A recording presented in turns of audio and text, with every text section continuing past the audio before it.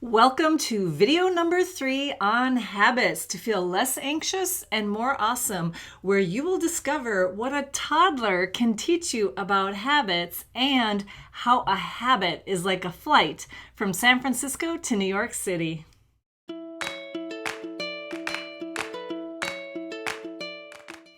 Hello, Mira Binzen here, author and co-founder, along with my mom and sister, of Global Family Wellness. We are here to empower you and your family to live a life of total well-being. It is possible, it is within your reach, and habits are the stepping stones on the path to feeling more awesome.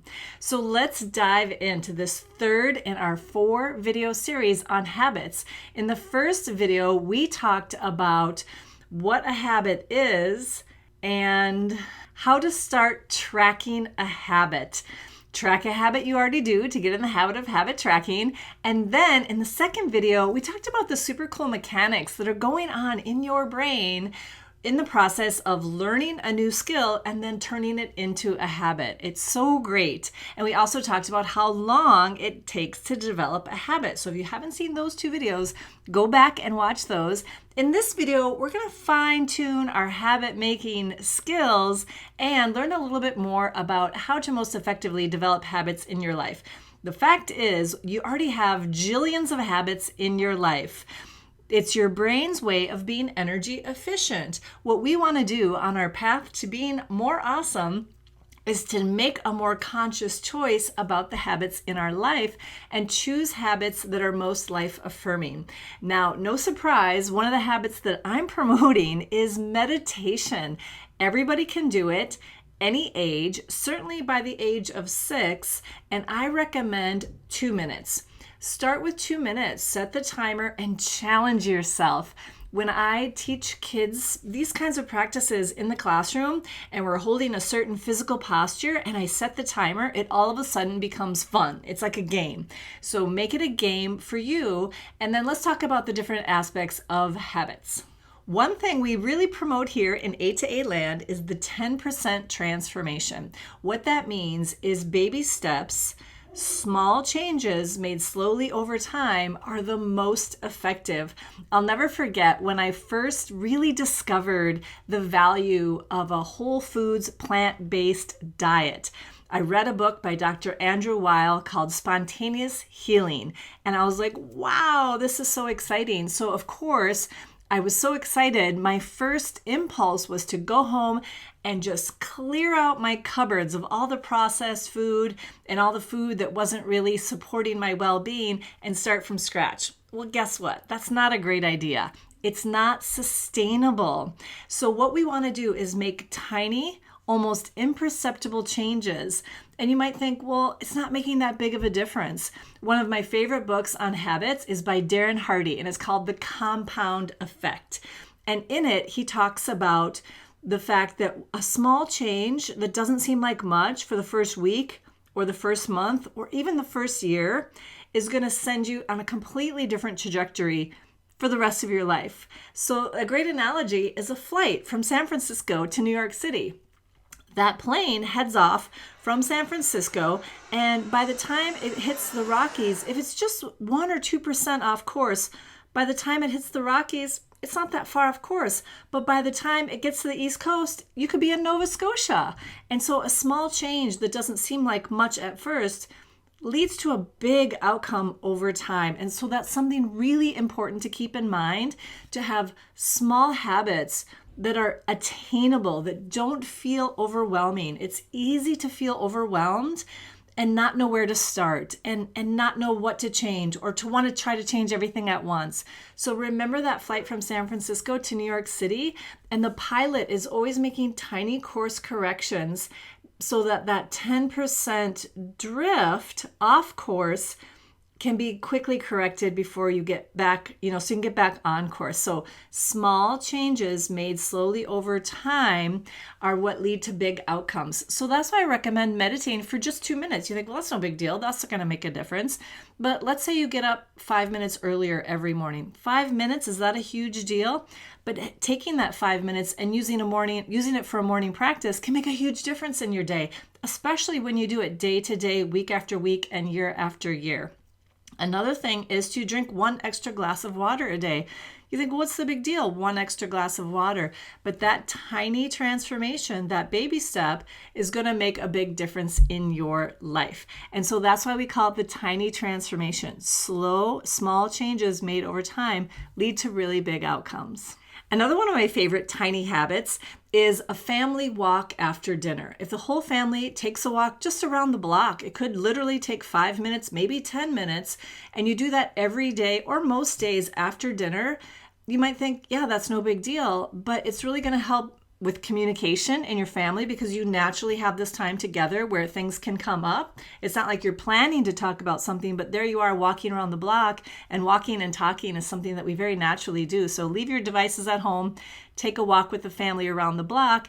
People are going to be more healthy. They're going to be more fit. Even a short walk is beneficial. And there's that beautiful quality family time together. It's a small transformation, but it's going to make a big difference, especially over time. You're planting the sprout of a tiny habit that will grow into a mighty oak tree and stabilize your life over time. Another reason to make tiny habits is because a huge transformation won't stick. When I wanted to go home and clear out my cupboards of all the processed food and start from scratch, that won't stick. It's not sustainable. And one reason is that your brain doesn't like change. So we want to change for the better, but any kind of change, even good change, can be stressful in the body and the mind. And the reason is because your primitive brain is always trying to keep you safe. If you do something and it turns out okay and you didn't get hurt or didn't get in trouble, your brain's like, that's good. Let's repeat that and do it again. So it is programmed for habits to do the same thing over and over again and to not make too big of changes. So big changes are stressful, even good changes. So that's another reason we want to take small steps, baby steps. And that leads us to another great point about habits and what toddlers can teach us about habits. Have you ever watched a baby learn to walk? It's one of my absolutely favorite things because it's amazing to see their determination. Babies will walk no matter what. It's innate. It's programmed into them, just like learning language. And so when a baby's learning to walk, they don't just all of a sudden try to walk, right? So don't jump into a new thing unprepared. For example, like I said in another video, if you never exercise, don't try to run 3 miles a day, right? So the baby has already practiced crawling. They're strong crawlers, and they've practiced pulling up on furniture or their parents' leg. So they're prepared for the next habit they're going to develop. So that's important too. And then they keep at it. They'll take a step and then they'll fall down, and then they'll take another step and then they'll fall down, and they keep falling down. But what makes the habit develop is that they get back up again. So if you're practicing something new like meditation and you skip a day, well, that's okay. That's going to happen. It's like that plane drifting off course. Drift is a thing. You can expect it to happen. All you need to do is say, yep, that's happening, but I'm the pilot of the ship and I'm going to steer it back on course. So get back onto your habit as soon as you can. There's a kind of a myth out there. They say it was Jerry Seinfeld. I'm not sure if this is true, where somebody asked him how to write good jokes, how to be a great comedian. You know, Jerry Seinfeld's a great comedian. And he said he has a big calendar on the wall and he puts a big red X on each day that he writes jokes for 15 minutes or whatever it is. And he sees those X's, and the X's are really reinforcing for him because he can see how many days in a row he's done it, and he doesn't want to break the chain.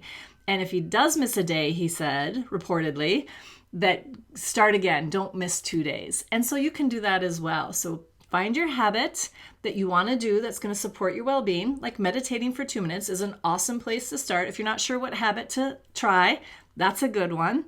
It's a small habit that you can do. You'll drift off, but you'll get back on again. It's not a huge habit that's going to overwhelm you or make too big of a change where your brain wants to put on the brakes and say, no, don't do it. And so this is how you build habits, brick by brick. Day after day, you're building this beautiful lifestyle of healthy habits. And so it doesn't have to feel overwhelming. You can do it. The kiddos can do it.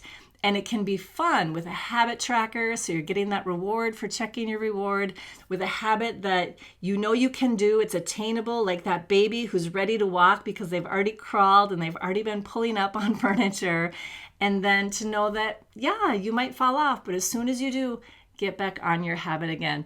You absolutely can do this. We would love to hear from you. So in the comments, let us know what your habit is that you're working on with this habit video series.